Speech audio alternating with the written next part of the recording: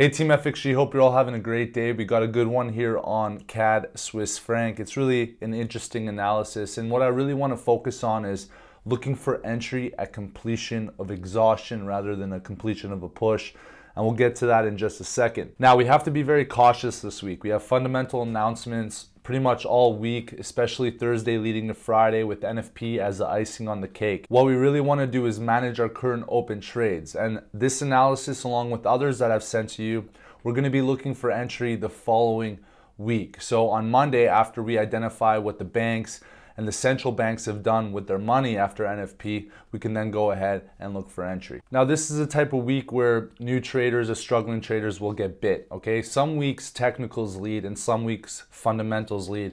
And when we talk about NFP and all the announcements surrounding NFP, usually fundamentals then take the front seat and technicals take the back seat. And it isn't always like that. But in weeks like this, successful traders take a step back, manage the trades, analyze the market, and on Monday, we'll be ready to pull the trigger. Now, I just want to quickly take a moment before we get to analysis to say welcome to all new FXG members. Now, I highly encourage you to communicate on the chat room with other members of the team. We have a lot of talented traders. Now, the important thing to remember is that it's not just about the signals. Team FXG is about growing and learning as a trader. That's why I send a video analysis with every one of my signals, so then you identify and understand why I'm looking for that entry. All right, CAD Swiss franc, starting on the monthly, what do we do as usual? The first thing we do is we identify our zones, horizontal area of significance. We've done just that, and I can also see a nice downtrend with lower highs. So we go ahead and we identify our monthly area of sensitivity.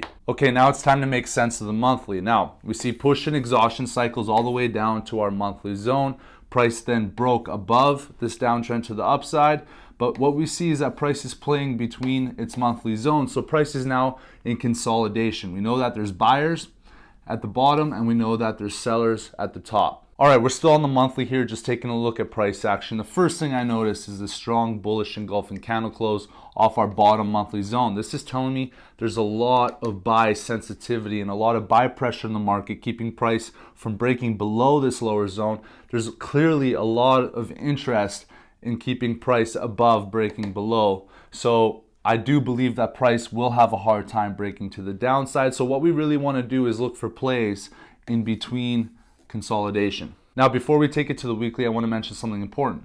This is a strong bullish engulfing candle close. This is a strong push to the upside. Now, what's after a push? That's right, an exhaustion. So we can expect some type of exhaustion on the lower time frame before that continuational push to the upside. So please keep that in mind when we take it down the time frame. All right, on to the weekly. We're looking for our weekly mid-range zone. Now, I see horizontal sensitivity, okay? So we identified our weekly mid-range. I see lower highs. We identified our weekly downtrend. Okay, so we identified our weekly area sensitivity or area significance, whatever you want to call it, and it's just time to make sense of things. What's very clear to me, as mentioned before, is that price is not going to be able to break to the downside. There's a ton of buy pressure at our lower zone, keeping price to the upside. We also know that price has been in consolidation for a long time, meaning I'm just looking to play within the consolidation. Okay, so here's what I know. This is that bullish engulfing candle close we saw on the monthly. Now, as mentioned, this bullish close is a push. Why?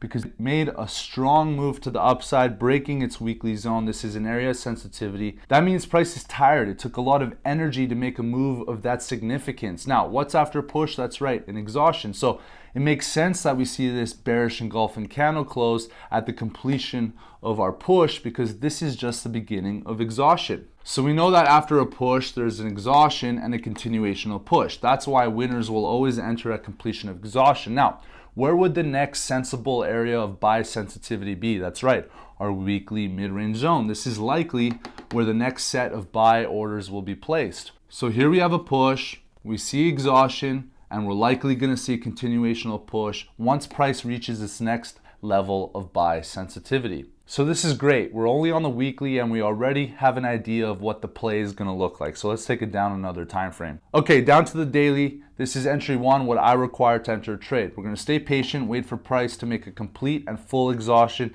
to retest this weekly mid-range zone. Now, what are we going to see at our weekly mid-range zone? That's right.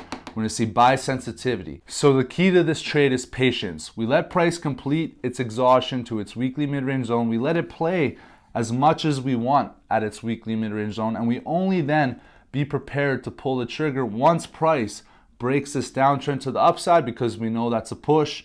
We then wait for exhaustion to retest and price action confirmation to the upside. That would be a bullish engulfing candle close at completion of exhaustion. Now, what would make this trade invalid? Very simple. If price breaks this weekly mid-range zone to the downside, we know that there was not enough buy sensitivity to send price for its next upwards move, which makes this entry invalid. That's it for CAD Swiss franc. Have a great day, team.